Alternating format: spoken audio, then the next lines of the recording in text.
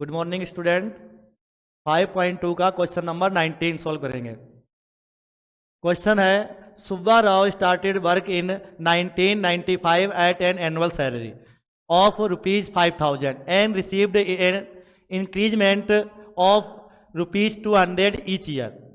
ठीक है, in which year did he income reach ₹7,000 कि कौन से ईयर में उसकी इनकम 7,000 तक पहुंच जाएगा, मतलब हो जाएगी सुब्बा राव की। ठीक है, तो जो स्टार्टिंग उसने 1995 में वर्क करना स्टार्ट किया था और उसकी उस समय सैलरी क्या थी 5,000। कितनी सैलरी थी 5,000 थी और हर साल उसका इंक्रीमेंट लग गया, कितना लग गया 200 रुपीज इंक्रीजमेंट भी लगता है हर साल में, तो कितना इंक्रीजमेंट लग गया 200 और उसकी जो इनकम हो गई वो कितनी हो गई 7,000। उसकी जो सैलरी है वो कितनी हो गई 7,000।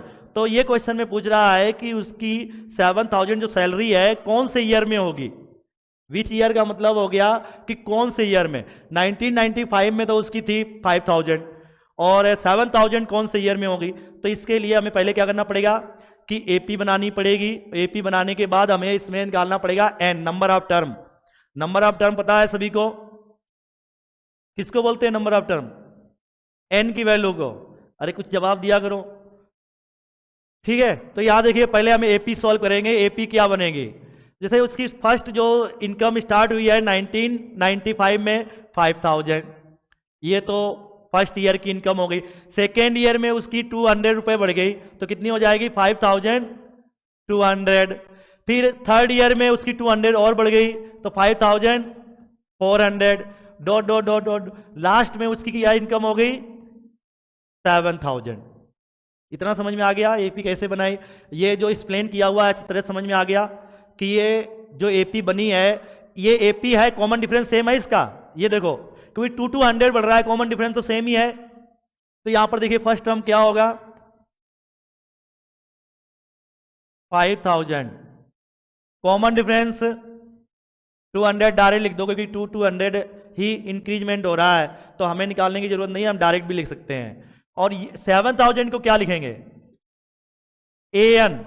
एन मत मान लेना इसको, एन मान लोगे तो गलत हो जाएगा। एन तो हमें फाइंड करना है। अब पलक बताइए कौन सा फार्मूला लगाना है। तो n equal a plus N minus 1 into d, ये एन टर्म का फार्मूला है। ठीक है, अब इसमें वैल्यू पुट करेंगे तो एन की वैल्यू क्या है 7,000 equal 5,000 plus N minus 1 into 200। अब ये 5 जो 1000 है उसको ट्रांसपोजिंग कर दो तो 7,000 5,000 इधर आ जाएगा, कितना हो जाएगा माइनस का हो जाएगा। ये 5,000 है प्लस का इधर आते ही माइनस का हो जाएगा और ये हो जाएगा एन माइनस 1 इंटू 200। माइनस करते हैं तो क्या बचेगा 2,000 इक्वल एन माइनस 1 इंटू 200। अब देखिए 200 का n माइनस 1 में मल्टीप्लाई है तो आगे जाके क्या होगा डिवाइड हो जाएगा। तो 2,000 अपॉन 200 इक्वल n माइनस 1, ये इससे कैंसिल हो जाएगा 2 10, तो 10 इक्वल n माइनस 1, तो n इक्वल 10 और 1 को ट्रांसपोजिंग करेंगे तो क्या हो जाएगा प्लस का 1, तो n इक्वल 11। n की वैल्यू 11 आ गई। अब उसने ये तो हमने 11 ईयर हो गए उसको 7,000 पहुंचने के लिए, कितने साल हो गए उसको 11 साल, मतलब 11 ईयर उसे टाइम लगा 7,000 तक सैलरी पहुंचने में। अब कह रहा है विच ईयर, कौन सा ईयर होगा। तो देखिए ईयर कौन सा होगा 1995 में उसने वर्क स्टार्ट किया और 11 ईयर उसने वर्क किया तो उसकी कितनी ईयर हो गई 2006 में उसकी जो इनकम है वो कितनी हो गई 7,000, मतलब इस ईयर में उसकी सैलरी कितनी हो गई 7,000। ये आपका फाइनल आंसर हो गया। ठीक है, कोई डाउट है। ठीक है, नेक्स्ट क्वेश्चन देखिए 20 क्वेश्चन देखिए। Ramkali saved ₹5 in the first week of a year, कि ईयर के फर्स्ट वीक में रामकली 5 रुपए सेव करती है। कितने रुपए करती है 5 रुपए, वीक जानते हो। ठीक है, of a year and then increased her weekly saving by ₹1.75। वो हर वीकली मतलब इंक्रीज करती जा रही है अमाउंट, पहले वीक में उसने 5 रुपये सेव किए, दूसरे वीक में 6.75 रुपये सेव किए, फिर थर्ड वीक में और बढ़ गए। तो इस तरह से आपके वो इंक्रीजमेंट होते जाएंगे, ठीक है। If in the nth week, तो nth वीक का मतलब होगा n टर्म फाइंड करना है आपको, n की वैल्यू फाइंड करनी है, नंबर ऑफ टर्म। और हर वीकली सेविंग बिकम ₹20.75, कि वो कौन से मतलब कितने वीक के बाद उसके पास रुपए सेव होने लगेंगे 20.75। तो फाइंड द एन आपको फाइंड करना है इसमें, ठीक है। तो देखिए पहले एपी बना लेते हैं। एपी क्या होगी, फर्स्ट एपी होगी 5, फर्स्ट नंबर होगा एपी का 5, सेकेंड 1.5 इसमें प्लस कर दो तो 6.75, और इसमें 1.5 कर दो तो इसमें क्या हो जाएगा 0.5.8। बता दे, देख लेना सही है कि नहीं, फिर बाद में पूरा सवाल ही गलत हो जाएगा। तो ये समझ में आ गया। देखो पहले वीक में उसने कितने रुपए सेव किए, 5 रुपए, सेकेंड वीक में 6.75, थर्ड वीक में 8.5, ठीक है।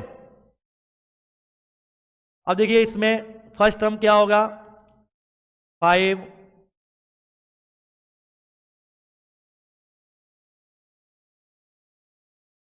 First term equal 5, common difference 1.75, ठीक है। और जो लास्ट टर्म है वो an क्या होगा 20.75। रोकी बताओ क्या फार्मूला लगेगा, रोकी क्या कौन सा फार्मूला यूज होगा इसमें, तो n टर्म वाला फार्मूला यूज होगा a+n-1 इंटू डी, ठीक है। तो इसे हो जाएगा 20.75 इक्वल 5 प्लस n-1 इंटू 1.75। 5 को ट्रांसपोजिंग करेंगे तो ये माइनस का हो जाएगा इधर आते ही, इक्वल n-1 इंटू 1.75। अब आपको क्या करना है, इसको माइनस करना है। कई बच्चे इसमें माइनस में गलती करते हैं, कैसे देखिए 20.75 में 5 को माइनस करेंगे तो इस हिसाब से लिखेंगे। अब इसको माइनस करना है 7.5 आ जाएगा। यहाँ पर देखो 0 में से 5 माइनस नहीं होंगे, 1 कैरी लेंगे, 10 में से 5 यहाँ 1 बचा, क्या आंसर आएगा 15.75। तो 15.75 इक्वल n-1 इंटू 1.75।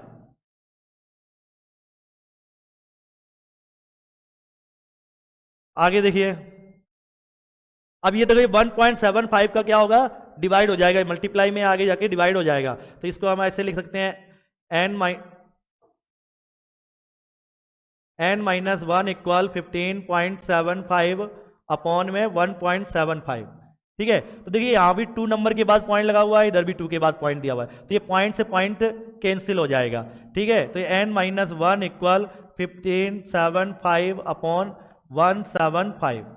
अब ये इसमें डिवाइड करेंगे तो ये कितनी बार डिवाइड जाएगा, 9 बार डिवाइड होगा ये। अगर इसका इसमें डिवाइड, अगर हम पहले 5 से डिवाइड करते हैं फिर हम 5 से डिवाइड करते हैं तो ऐसे डिवाइड कर सकते हैं, या फिर डायरेक्ट डिवाइड कर दो, 9 बार जाएगा। तो n इक्वल 9 + 1 इक्वल 10, जो n की वैल्यू क्या आएगी 10, यही आपको फाइंड करना था।